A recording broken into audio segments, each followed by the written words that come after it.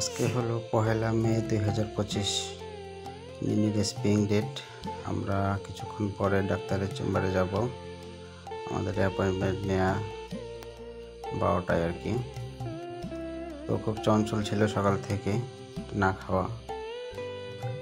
আর স্প্রিংটা করার সিদ্ধান্ত অনেক আমাদের দ্বিধাদ্বন্দ্ব ছিল। তারপরে ওর শারীরিক ব্যাপার, আর ওকে যেহেতু বুঝবো, ওর জীবনযাপনের চিন্তাও করতে হয়, সেজন্যই নিয়ে আর কি স্প্রিংয়ের সিদ্ধান্তটা।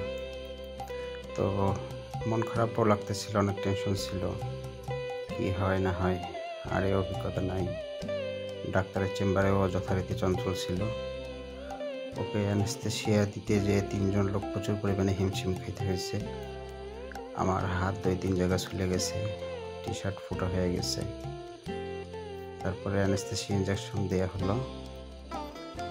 এখন কিছুক্ষণের মধ্যে অজ্ঞান হয়ে যাবে। ও যেহেতু না খাওয়া, সমস্যা নাই। তারপর একটু পানি খাওয়ানো হয়েছিল, সেটা বমি করছে। এটা হচ্ছে অজ্ঞান হয়ে যাওয়ার পরে ডাক্তারের অপারেশন টেবিলে। আমি একটু ওকে দেখে আসলাম, খুব মায়া লাগতেছিল ওকে দেখে। এরপরে আমরা বাইরে অপেক্ষা করি, প্রায় 45 মিনিট পরে ওর অপারেশন শেষ হয়। এবং আনফর্চুনেট ওর ওভারিতে সিস্ট পাওয়া যায়, যেটা অপারেশন করার জন্য আরও ভালো হয়েছে।